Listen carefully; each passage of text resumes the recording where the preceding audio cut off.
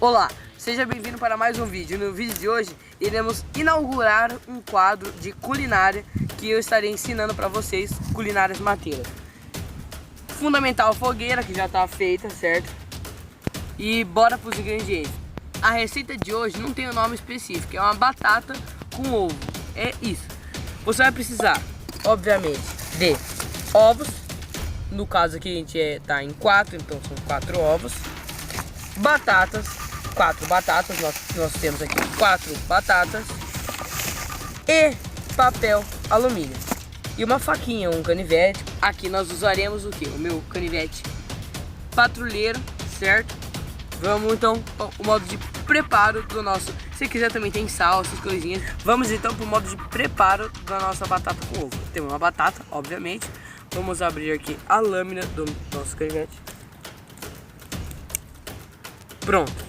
Agora nós temos uma lâmina, pode ser do canivete, pode ser de qualquer outra coisa, e uma batata. O que a gente vai fazer? Escolher como se fosse uma espécie de tampa aqui na nossa batata. Vamos tirar a tampa da batata. Vamos, ó, de boa, certo? Usamos a lâmina. Agora nós vamos usar uma baciazinha. Tirar a tampa, né? O que a gente vai fazer? Vamos tirar o miolo, certo? Aqui. Ó. O importante é você tirar o miolo. Não importa com que você vai tirar o miolo. Tirar o miolo, fazer como se fosse um buraquinho nela, certo? Vamos fazer um buraquinho não, buracão, não quero buraquinho. Um buraquinho, não muito grande, certo? Só. Agora nós iremos pegar o ovo. Temos aqui a nossa batatinha. Vamos quebrar o ovo. Eita, pô, vazou tudo. Isso. Vou colocar aqui. Ó, tampou a batata. Fecha com alumínio a batata tampada, certo? Certo, ó. Tem que estar bonitinho assim. Vai abrir mais, viu? Por favor. Vai.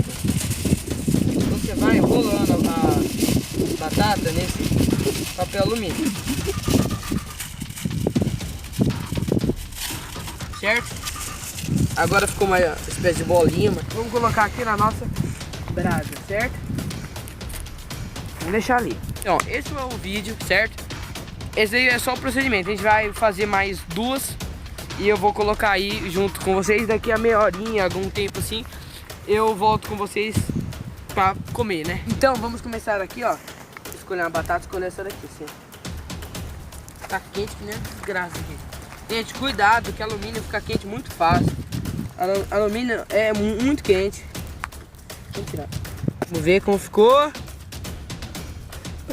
Ai, que daorinha! O ovo. Tá, batata aqui. Vai, come.